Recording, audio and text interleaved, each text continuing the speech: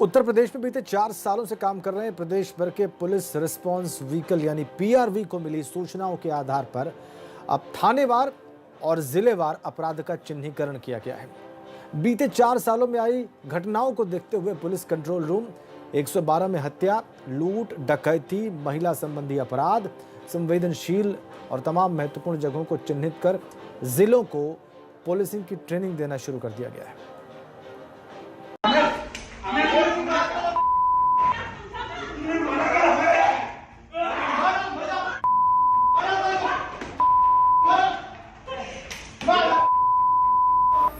लखनऊ में history sheeter Durgesh के कत्ल के पहले की ये तस्वीरें बताती हैं कि यूपी के अपराधियों में खौफ, कानून और पुलिस का इकबाल बेअसर जैसा है।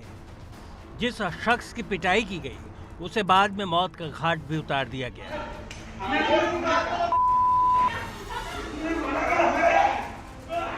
बीते कई दिनों में उत्तर प्रदेश की सियासत में ऐसे मौके बार बार आए जब विपक्ष ने कानून व्यवस्था के मुद्दे पर सरकार को घेरने की कोशिश की।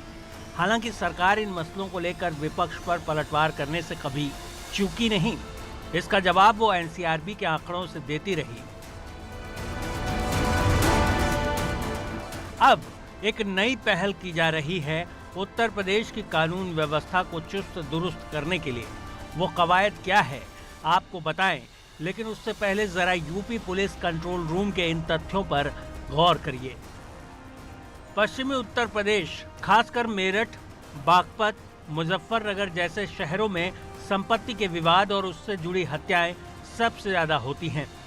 लखनऊ, कानपुर, आगरा, वाराणसी, गोरखपुर, प्रयागराज जैसे शहरों में सड़क हादसे ज्यादा हैं।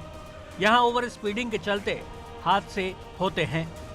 पूर्वांचल में महिलाओं के खिलाफ अपराध ज्यादा है।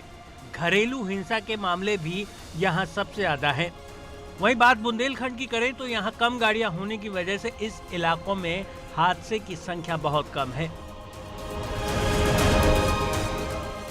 यूपी की कानून व्यवस्था और अपराध से जुड़े ये वो तथ्य हैं जो बीते 4 सालों में डायल 112 ने जुटाए हैं।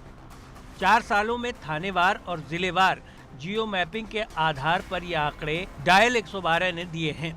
इसमें वो जगह शामिल हैं जहां सबसे ज्यादा चेन स्नेचिंग, छेड़खानी, हत्या और ट्रैफिक जाम के मामले होते हैं। होली, दिवाली और मुहर्रम जैसे त्योहारों पर संवेदनशील मोहल्लों की भी पहचान इसमें की गई है। बीते 4 सालों से हर छोटी बड़ी घटना पर पहुंचने वाली पीआरवी की इन गाड़ियों से जो भी डेटा 112 को मिला, अब उसका सदुपयोग उत्तर प्रदेश में अपराध नियंत्रण में किया जाएगा।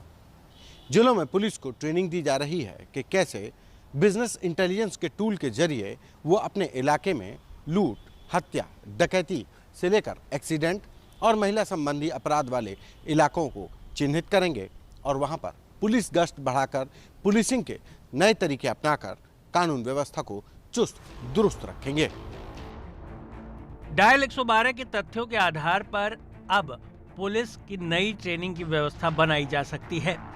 अब 112 ने प्रदेश भर के पुलिसकर्मियों को ऑनलाइन ट्रेनिंग देना भी शुरू कर दिया है कि कैसे जिले में आने वाली सूचनाओं को बिजनेस इंटेलिजेंस टूल के जरिए एक जगह इकट्ठा किया जाए, मैपिंग की जाए और फिर इलाके की पुलिसिंग लगाई जाए।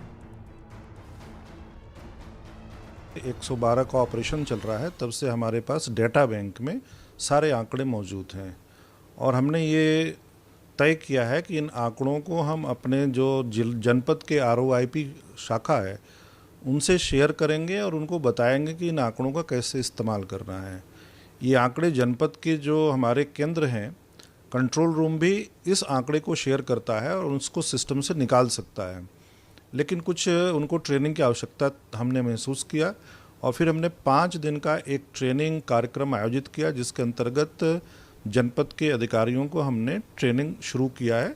अब ये ट्रेनिंग चल रही है, 4 तारीख को इसका समापन होगा और इस ट्रेनिंग में हमने जो बिजनेस इंटेलिजेंस टूल हमारे पास हैं, जैसे हम हॉट स्पॉट का एनालिसिस कर सकते हैं, कहाँ पे क्राइम ज़्यादा होता है, किस समय होता है, किस प्रकार का क्राइम होता है, इसका हम एनालिसिस कर सकते हैं और विद सिस्टम कर सकते हैं। लेकिन सवाल सिर्फ ट्रेनिंग भर का नहीं है, बल्कि सवाल पुलिस के रवैये का भी है। जिसकी शिकायतें पुलिस को लेकर रहती हैं, लेकिन पुलिस इसे लेकर कभी गंभीर नहीं होती। संतोष कुमार, एबीपी गंगा, लखनऊ।